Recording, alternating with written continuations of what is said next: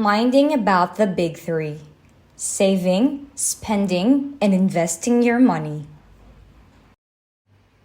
It is crazy to think that there are only two sides to a coin: the rich and the poor. The first side shows how many can splurge on luxury things like cars, private jets, houses, and clothing while still being able to own so much money. On the contrary side, a person who struggles to meet ends and barely eats 3 times a day while having heavy debts and loans. This scares people. Who wants to be on that struggling side of the coin? Probably none, right? Yet, many people are standing still on this side, barely holding on, whether it was their choice or not. One thing that could change this is their mindset. People tend to focus on one problem at a time and not think as a whole. In making final decisions, you must think as a whole or on a larger scale, even when it covers a lot, so that you will be able to make correct and good decisions. So, in this video, we will share with you minding the big three: saving, spending, and investing your money. Before we begin, don't forget to subscribe to Money in Mind, a fun and friendly channel that will bring you high-quality financial advice towards happiness and success. Now, let's hop right in. Liberty and freedom. Have you ever felt free? It feels really good to feel free. Being able to do what you want anytime and anywhere without anyone stopping you. Financial freedom is like freeing yourself, your body, and your mind. When you have the financial freedom, you don't need to worry about money. You don't chase money, but money chases you at some point.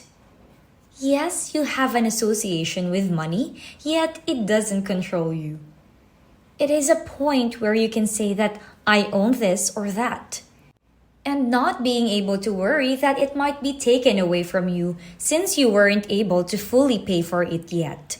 So, how can you achieve financial liberty and freedom? The first step is free your mind. It may sound easy, but it is difficult. Have you ever thought that you are a slave of money? It is like you always do things for money and that you are tied up with the money. Freeing your mind is like taking off a heavy load. You should change your mindset. You are the boss and that money should be the one to follow you. You should think that money does not and cannot control you. The second step: cut out debt from your life. Of course, to be able to cut out debt from your life is to stop getting into debt in the first place.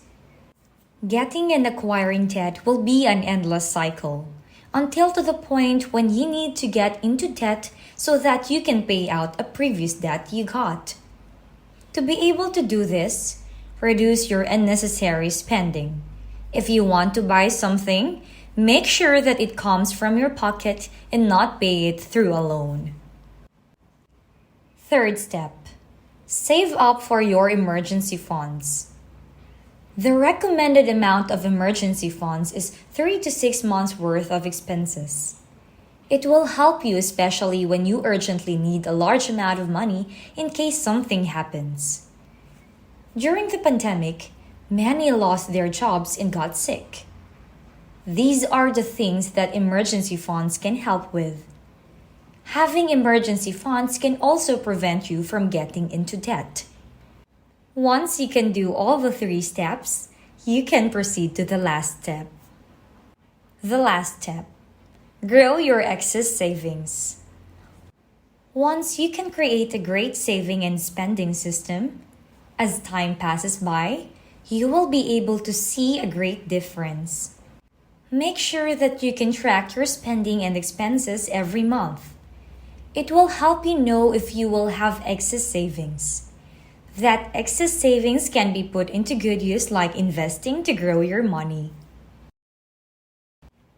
Contributions of knowledge and emotions toward financial literacy.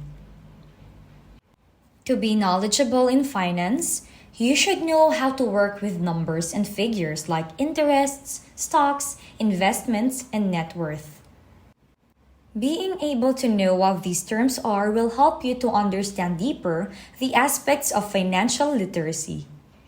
Just as mentioned earlier, thinking on a larger scale is important. Take into consideration all the problems you are encountering and experiencing.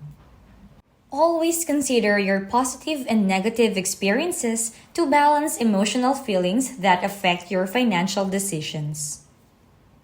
Does money equate to happiness?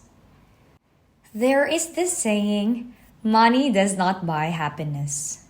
Do you agree? When you buy a new phone or clothes, it makes you happy, right? For some, having more money means more happiness. Let's say you have $1,000 now. If you receive another $1,000, tomorrow you will have a total of $2,000. And you will be very happy because your money doubled.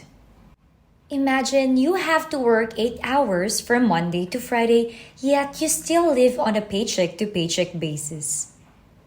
Money may not buy happiness at some point, yet it will make your life much easier. But money makes you think, is this what I want? Does this make me happy? There will be a point when happiness and money will depend on how you spend it. Most people only buy and spend for themselves.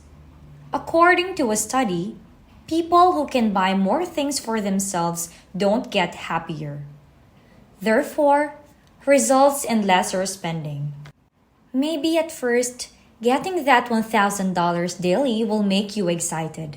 When time passes by, you would not feel the excitement anymore since you always get that before and also tomorrow again.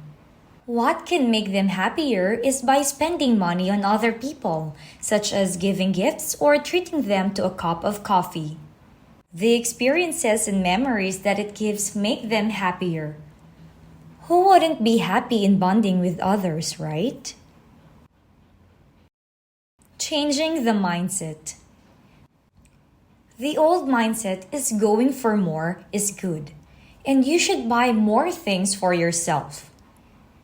The new mindset that you should be practicing is that there should be a stopping point.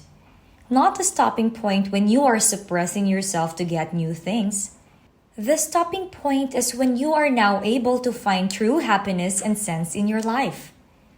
The point wherein you have everything you want, you are satisfied, and there is no surplus.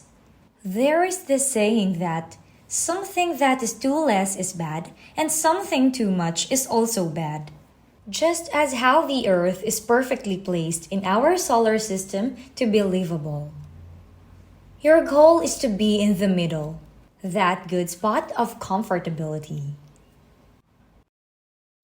And there you have it, minding about the big three: saving, spending, and investing your money. What can you say about this video? Comment your thoughts down below, give us a thumbs up, and subscribe to Money in Mind if you haven't yet.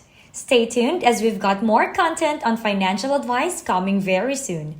Take care and we'll see you in the next video.